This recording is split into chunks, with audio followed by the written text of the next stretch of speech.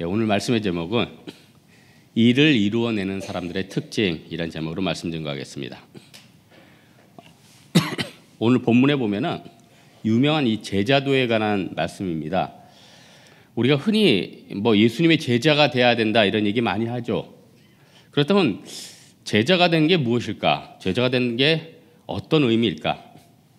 여러분, 스승이 제자를 삼는다. 어떤 의미입니까? 이제 몇 년 동안 집안 청소하고 몇 년 동안 힘든 일하고 힘든 일도 있겠죠. 하지만 나중에 좋은 거 다 주겠다는 것 아닙니까? 제가 아는 그 무형문화재 몇 분들 보면은 그 제자들 중에 상당수가 자녀들을 삼는 경우가 많아요. 왜 자녀를 삼을까요? 이게 너무 힘드니까. 다른 사람들 너무 고생할까 봐 니네가 고생해야겠다. 이거겠습니까? 이게 진짜 좋다는 거예요. 이 기술을 전수받고 이 길로 가면은 넌 독보적인 존재가 될 수 있다. 일종의 특권이죠. 제자를 삼겠다는 게 희생이고 내가 있는 걸 다 드리는 것뿐만 아니라 예수님이 너희 인생 가운데 진짜 부어주시겠다는 거예요. 축복이겠다는 거예요. 영광스러운 겁니다.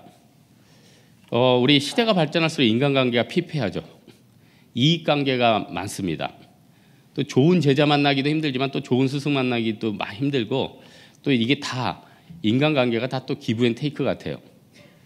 그래서 로버트 콜만 박사가 주님의 전도 계획 때 예수님이 어떤 기준으로 제자를 뽑았나? 물론 주님의 정권적인 주권입니다. 그런데 가만 보니까 이들 특징이 있는데 예수님께 배우기를 열망했고 복음 증거의 가치를 아는 사람. 그러니까 아무리 여러분 자녀에게 문화재를 전수를 해주고 싶어도 거기에서 열망이 없고 그 가치를 모르면은 그건 결국 안 되는 거예요. 그건 못 전수하는 겁니다. 우리 다른 것보다도 주님께서 나를 또 제자 부를 때가 있거든요. 올림픽에 나가면은 어떤 그 어렸을 때부터 어떤 시점에 불러야지 걔가 그 훈련받고 배울 것 아닙니까? 물론 예수님 제자 되는 거는 절대적인 나이가 있는 건 아니에요. 아브라함처럼 75세 더 늙게 부를 때도 있습니다. 그런데 오늘 본문에서 예수님이 나를 따르라는 시점 원어에 보면은 바로 지금이에요. 너무 좋으니까 나중에 이런 게 아니라 바로 지금 따르래요.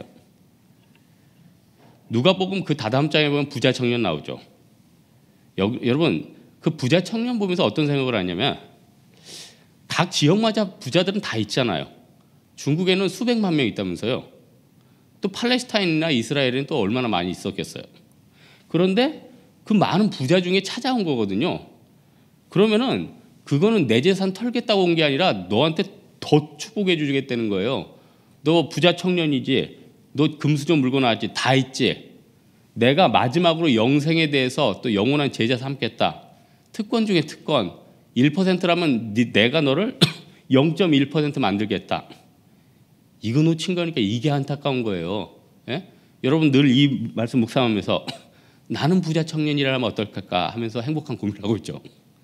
그게 아니라 더 축복 부어주겠다는 거예요. 이럴 때는 마리아처럼 그냥 향유 깨버리는 거죠. 그게 진짜 지혜로운 거 아니에요? 예수님을 따르는 게요. 정말 축복입니다. 반면에요. 예수님을 따르지 않는 거는 이것처럼 안타까운 게 없어요. 제가 주일 설교를 누가복음 11장 기도에 대해서 하려고 묵상하고 있는데 9절 말씀 보니까 구하는 이마다 받을 것이요. 물론 여러 해석이 있어요. 받기 위해서 구해야 한다. 구하면 확실히 받을 수 있다. 그런데 제일 신빙성 있는 뜻은 뭔지 아세요? 구하지 않으면 받을 수 없다예요. 구하지 않으면 받을 수 없다. 예수님 제자가 되지 않으면 얻지 못하는 게 분명히 있어요. 이스라엘 백성들 출애굽 따라갔기 때문에 자기들은 광야에서 힘들게 죽었지만 자손들이 언약의 백성이 됐어요. 여러분 우리가 예수님 제자 되면요.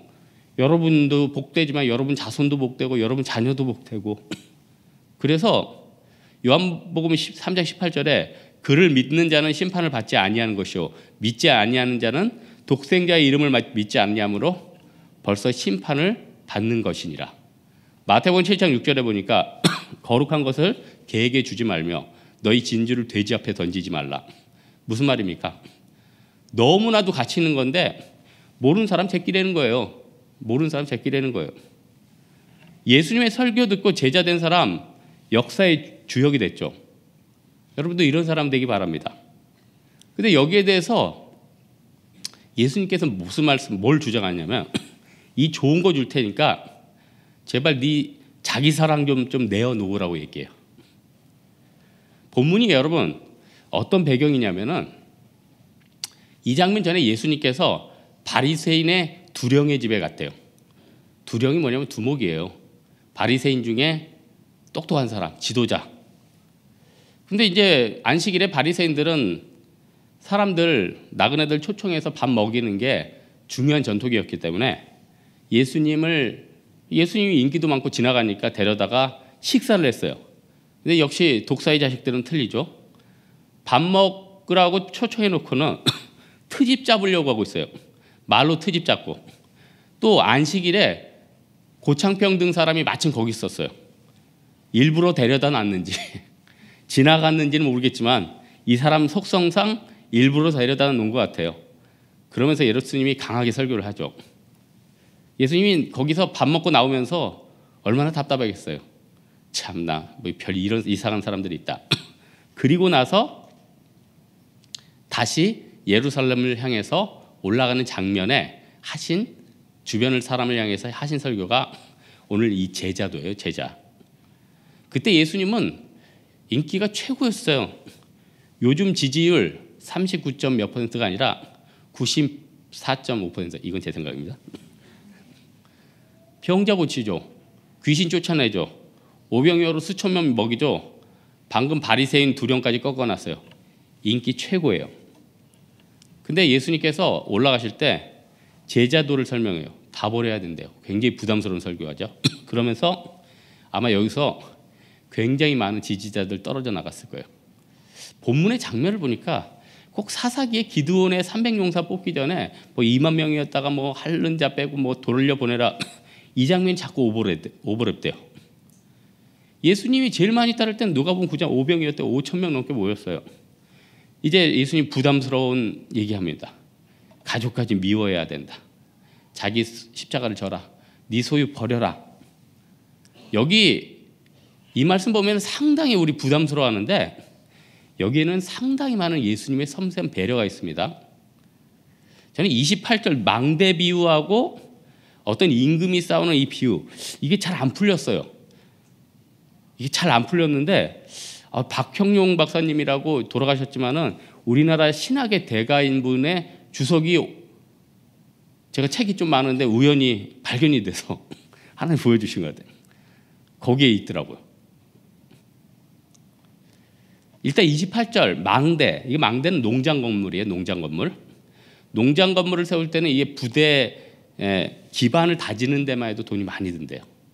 어느 자료에 보니까요. 빌라도가 수도 공사를 했는데 비용이 부족해서 멈췄대요. 그래서 사람들이 비웃었대요. 북한에도 우리나라보다 더 큰 건물 짓겠다고 유경 호텔 100층 넘게 지었죠. 근데 전기를 못 넣네요. 기반 시설을 못 넣네요. 돈이 없네요. 못 돌려요. 그래서 100층짜리만 있어요. 시멘트로. 비웃음의 대상이 됐죠. 그런 거예요. 또 어느 임금이 싸우는데 데리고 있는 건 10,000명인데 20,000명이 쳐들어오면은 대적할 수 없으면 화친 처형해야지 안 그러면 질 것 아닙니까? 이 말씀이 뭐냐면은 예수님이 네가 진짜 예수님의 제자가 되려면은 네 형편을 합리적으로 한번 생각해 보라는 거예요. 예수님 따르는 게 만만치 않은데 한번 네 희생을 치르면서 제자가 될 수 있겠느냐는 거예요. 여러분 그 어리석은 부자 청년 그때 헌신 안 했다고 지옥 갔겠습니까? 예수님이 메시아인 거 믿었으면은 천국 갔을 거 아니에요. 그런데 그때 형편 따져가지고 진짜 내 모든 걸 팔아서 그 예수님과 그 복음을 샀으면은 0.1% 되는 거죠. 33절에 보니까 자기 모든 소유를 버리지 않으면 능히 내 대자가 되지 못하리라. 본문에는요. 다다음장의 부자 청년에게 말한 것처럼 구체적으로 뭐 버리라고 얘기하진 않아요. 구체적으로 얘기하지 않는다니까요. 니네들 갖고 있는 게 뭔가 있을 텐데 잘 생각해봐라. 네가 진짜 살아는 게 뭔지. 그리고 그거 바쳐서 천국 살아는 겁니다. 여러분, 본문에 보니까 형제자매 자기 목숨을 미워하래죠. 진짜 미워라는 뜻이겠습니까? 예수님보다 비교적 덜 사랑하라는 의미예요. 비교적 덜 사랑하는 의미. 그러면은 여러분, 물질을 너무 사랑하는 사람들은 11조 하면 벌써 그거 다 버린 거예요. 아무나 11조 합니까? 우리 기독교인들은 참 착한 부분도 있죠. 빚진 마음이 있어서 자기가 11조 하는데 성경에 보니까 이거 다 던지라는데 이거 뭐 집문서 던져야 되는 거 아니야? 그거 고민하고 있고, 아이고 나 이거 월세 보증금 500만 원 있는 남았는데 이거 던져야 되는 거 아니야? 그래서 어느 날 부흥회 때 은혜 받고 500만 원 던지고 그 다음부터 거지돼 있어요. 여러분, 늘 얘기하지만 우리 예수님께서 우리 짠에서 털고 먹는 분입니까? 더 좋은 거 주겠다는데 왜 이렇게 의심하고 있어요? 에? 예수님이 대부업자예요? 에? 그게 아니잖아요. 11조 드리면 다 드린 겁니다. 그거라도 제대로 하세요. 하지만은 진짜 제자가 되기 위해서 영적으로 계산을 하라는 거예요. 포기하라는 거예요. 예수 안 믿는 사람들은 자기 포기가 뭡니까? 예수 믿는 사람들에게 자기 포기는 11조 아니에요. 위에서 제가 말씀했잖아요. 거룩한 자들에게 진주를 던지지 말라. 예수 안 믿고 천국을 안 가고 있는데 그 사람에게 무슨 11조가 무슨 의미가 있겠으며, 그 사람에게 무슨 단기 선교 가는 게 의미가 있겠어요. 그 사람에게 의미 있는 자기 포기는요, 회개예요. 사도행전 2장 38절에 있죠. 베드로가 이르되 너희가 회개하여 각각 예수 그리스도의 이름으로 세례를 받으라. 그리고 죄사함 받으라. 그럼 성령의 선물로 받는다. 인간의 고집이 너무 커서요, 바로는 10가지 재앙 다 당하고 자기 자식까지 죽고 나서야 조금 움직이게 됩니다. 우리 다른 것보다도 자기 포기를 위해서 내가 예수님께서 주겠다는 제자도의 기쁨, 제자됨의 축복, 이걸 누렸으면 좋겠어요. 진짜 예수님이 제자되면 어떤 축복 주십니까?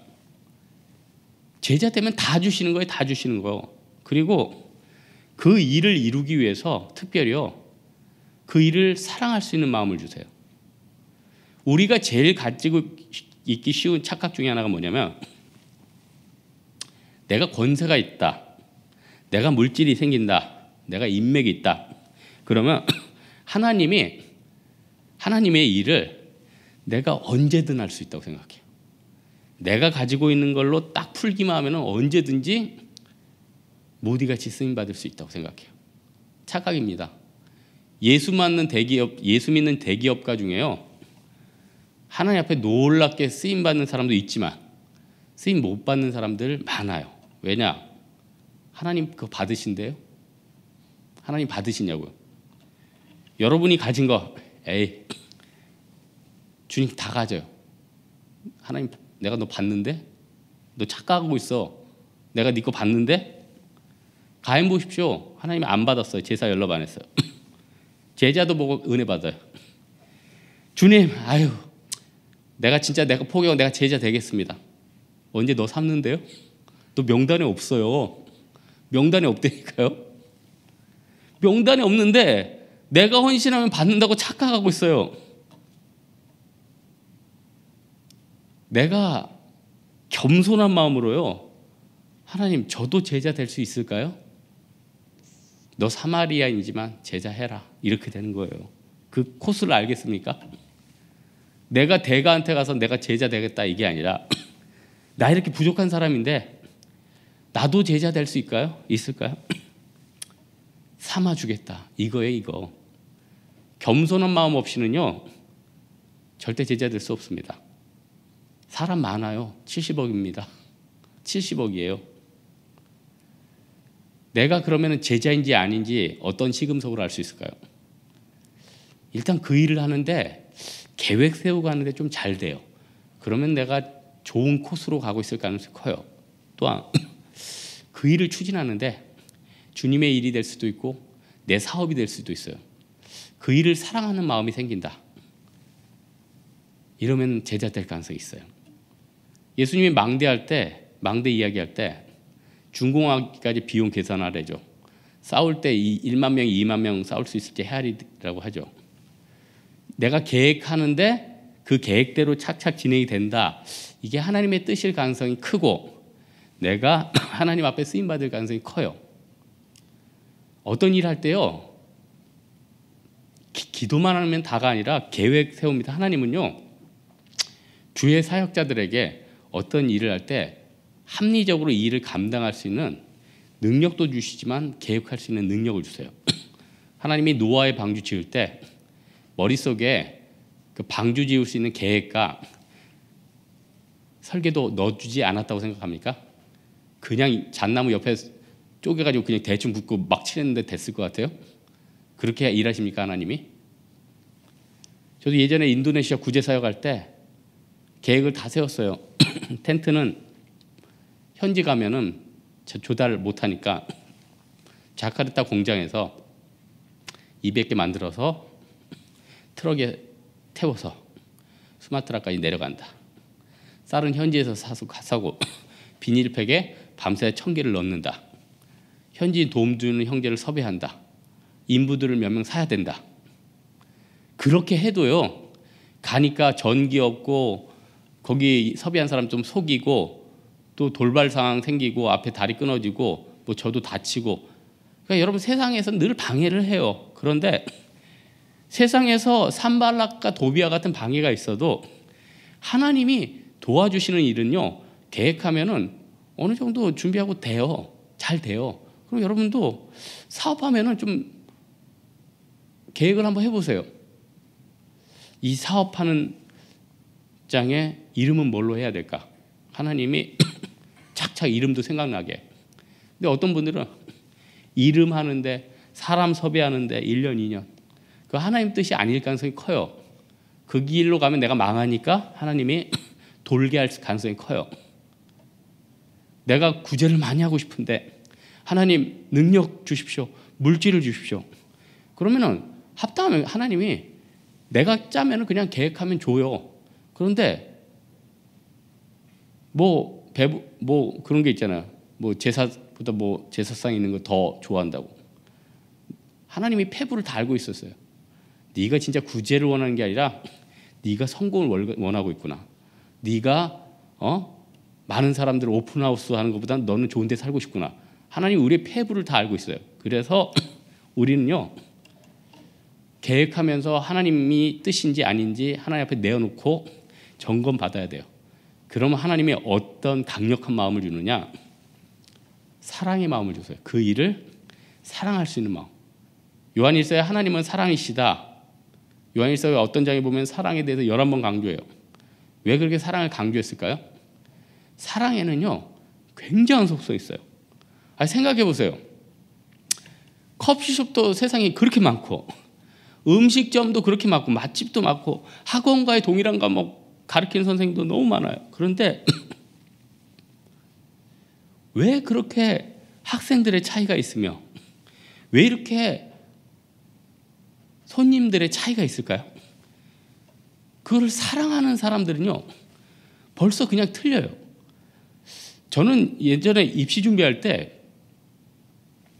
국어 분야의 독보적인 선생님이 한 분 계셨어. 서한샘이란 분이 계셨어. 나는 무의식 중에